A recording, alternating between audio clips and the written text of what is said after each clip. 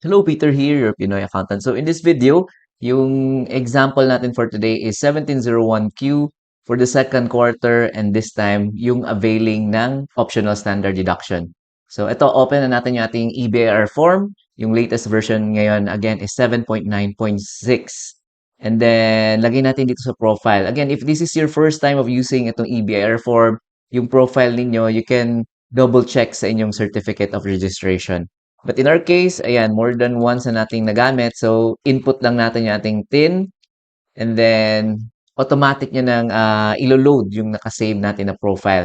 Nandiyan na yung RDO code, line of business, and the other details. So, let's proceed. List of BIR forms. Click nyo lang tong drop-down na button. And then, piliin natin. We are filing for the second quarter ng ating income tax return. So, yung form na gagamitin natin is 1701Q version 2018. So, ito piliin natin. 1701Q version 2018.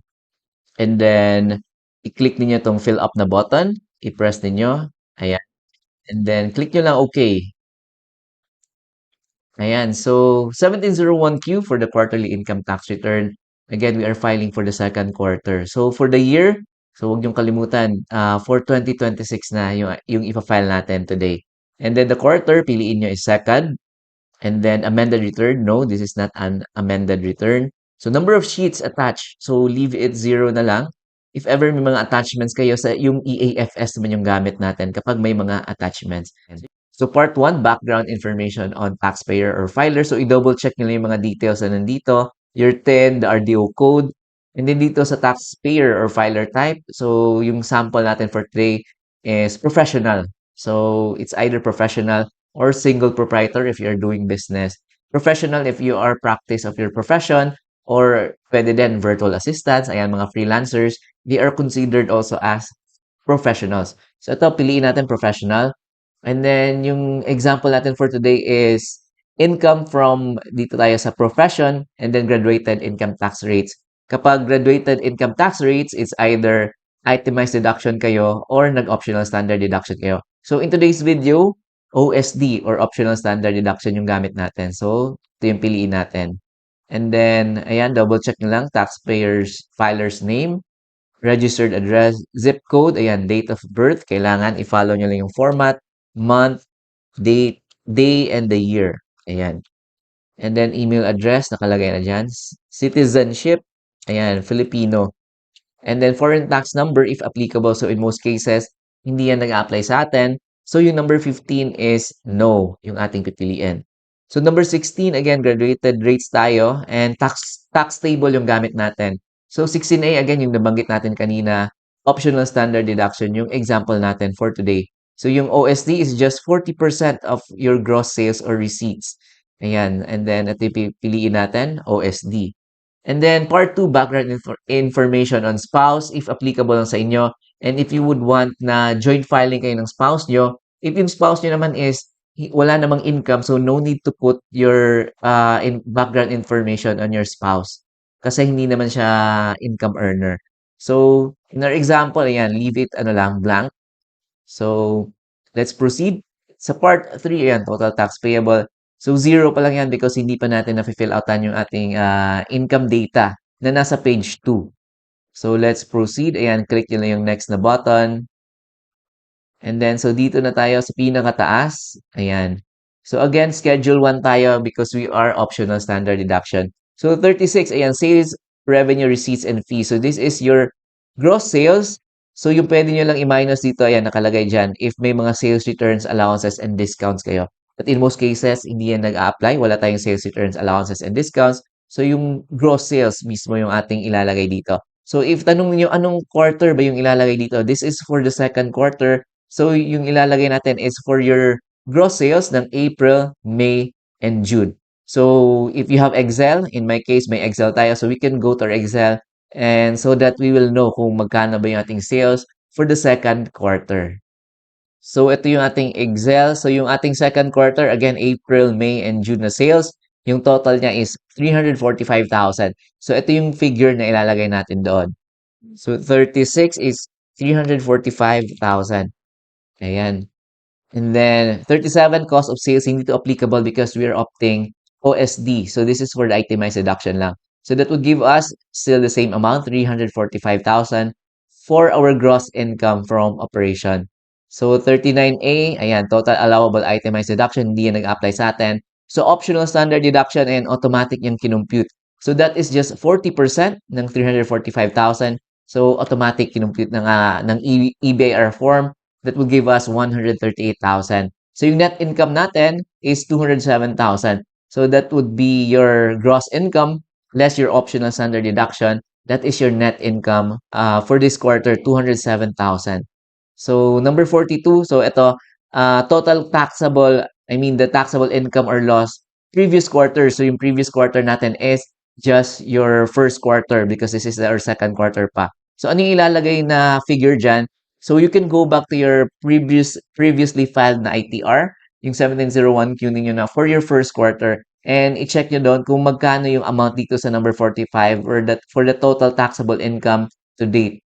So, yung total taxable income natin previous quarter, so that is for the January, February, and March. So, ito, open natin yung ating previously filed na first quarter na return. So, ito, na-open ko na yung ating previously filed. So, this is your 1701Q for the first quarter. So, yung figure na kailangan natin kunin is the number 45 dito. The total taxable income or loss to date ng ating first quarter. So, ito yung ilalagay natin is the amount ng 88,800. So, that is already net na nung ating optional standard deduction. So, that is your gross sales for the first quarter, January, February, March, less the optional standard deduction. So, the amount is 88,800. So, dito sa number 42, 88,800 yung ating ilalagay. Ayan. So, let's proceed. Number 43, if may mga non-operating income kayo, and then, in most cases, zero lang din naman yan. So, yung mga hindi related sa ating business, ayan yung ilalagay na dyan. So, 44, if you are a partner ng isang GPP or General Professional Partnership, in most cases, ayan, zero lang yan. And then, number 45, that will give us the total taxable income to date. So, yung to date natin is 295,800. So, this will be our taxable income na. So, kasama na yung ating first quarter na taxable income. I-add natin yung taxable income for the second quarter. That would give us itong amount na 295,800. So, yung tax due niyan, ayan. So, again, yung nakaganda sa EBR form is automatic yun ang kinumpute.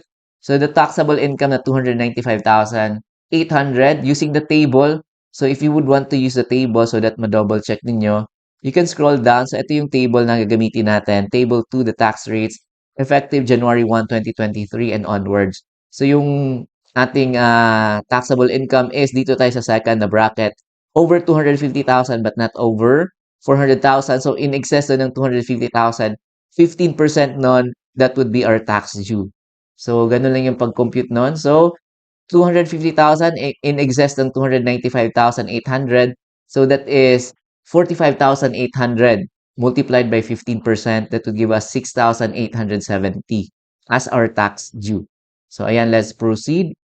Schedule 2, hindi to applicable sa atin. This is for the 8%. So, dito tayo sa Schedule 3 or the tax credits and the payments. So, number 55, prior year's excess credits. So, i-double check niyo yung 1701 ninyo, the annual income tax return ninyo noong 2025. If may overpayment doon and then pinili nyo, in most cases, pag may overpayment, yung pinipili is to be carried over as tax credit to the next year or taxable quarter. So in that case, ayan, i-double check nyo if may mga overpayment kayo doon sa 2025 ninyo na annual ITR. So in our example, wala tayong overpayment, so zero yung ilalagay natin. So 56 na tayo, tax payments for the previous quarters. So again, i-double check nyo if may mga payments kayo nung first quarter. So in our example, wala tayong payments because wala pa tayong tax due nung first quarter. So zero lang yung ilalagay nyo dyan natin. So i-check nyo if may mga proof of payment kayo. It's either nag-MyEG kayo or Maya yung gamit nyo. So or nag-bank payments kayo. So i-double check nyo if may applicable na tax payment doon sa ating previous na quarter. So again, in our example, zero yan. So let's proceed to 57. So yung 57, again, this is your 2307 or the creditable tax withheld for the previous quarters. So i-check nyo if may 2307 kayo na claim nung first quarter. So, yun yung ilalagay nyo dyan. 2307 for your January, February, and March. So, you can also check yung previously filed din nyo na ITR. So, in our example, ayan, example na natin, may 500 tayo na 2307 for the previous quarter yan ha. So, this is for the first quarter. So, 58 naman is for the current quarter. So, this is for the second quarter. So, this is for the April, May, and June. So, pag may mga 2307 kayo, ayan, pwede nyo ilagay dito. So, that is considered also as like advanced tax payment yun na din because it will be deductible sa iyong tax due. So, example, may 1,000 tayo in this quarter. So, ilalagay nyo dyan, 1,000. Ayan. So, and then 59, hindi ito applicable sa atin because this is only if amended return. So, yan, hindi yan applicable. So, number 60 and 61, yan, foreign tax credits and the other tax credits.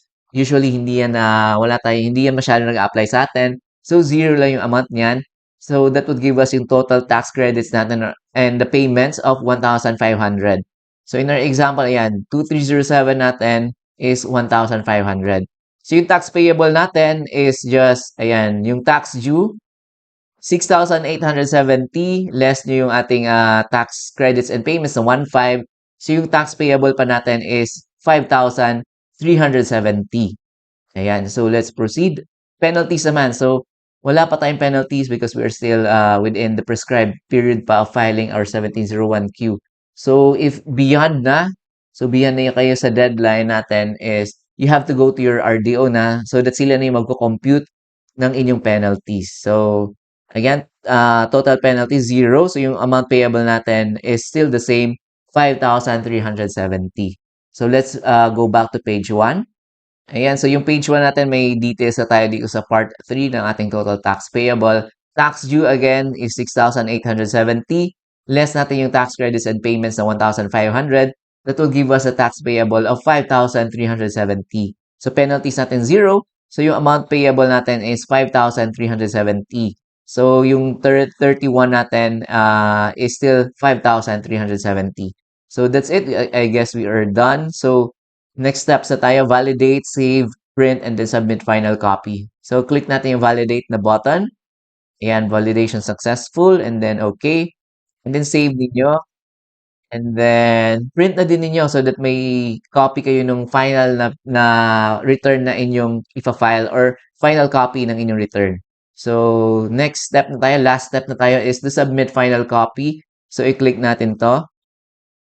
Ayan, so please ensure that you have internet. So, again, kailangan may internet kayo so that successfully masubmit natin yung ating return. So, are you sure you want to submit? Click nyo OK. And then, lalabas tong revised terms of service agreement. So, you can read the full agreement here. And then, after nun, you can click itong OK. So, after clicking itong OK, dalawa yung scenario na possible. It's either failed, hindi tayo nakapag-submit. Kapag failed, again, yung gagawin niyo is balik nyo lang dun sa submit final copy na button until such time na lalabas yung second na scenario na naka-indicate or naka-prompt na submit successful. Ayan, click natin tong OK.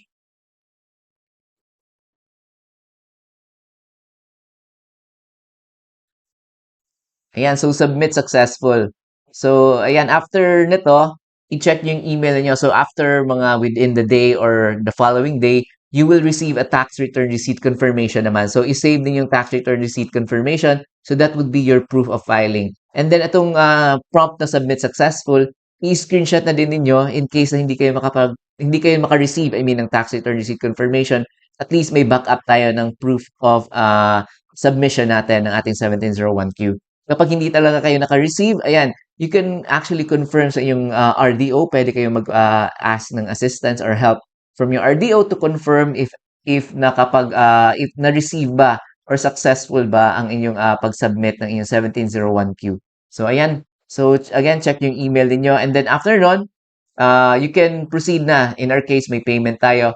So, you can use, pwedeng online. Actually, pwede online na din yung payment natin. You can use MyEG or Maya. In my case, MyEG yung gamit ko because it's very convenient. You can use credit card, debit cards, and yung mga cash wallets, e-wallets, I mean, pwede yung gamitin using yung MyEG. So, ayan, may mga video example din tayo on how you can use the MyEG and the Maya. So, check nyo lang ating description box. Ilalagay ko lang yung link sa ating video. So ayan, so yun ang ating video for today. Again, thank you very much. And if you would want to download pala yung may mga free templates tayo, you can go to our website, www.pinoyaccountant.com/download. And if you would want to send your support, ayan, so that I can continue making these mga free videos, mga tutorials, you can go to our website, www.pinoyaccountant.com/donate. Ayan. So again, super duper thank you sa mga nag-send ng support, sa mga nag-comment, sa mga nag-like and nag-subscribe, nag-share ng ating videos. Again, appreciate ko yung pag-support nyo sa ating channel. So again, thank you very much and I'll see you in our next videos.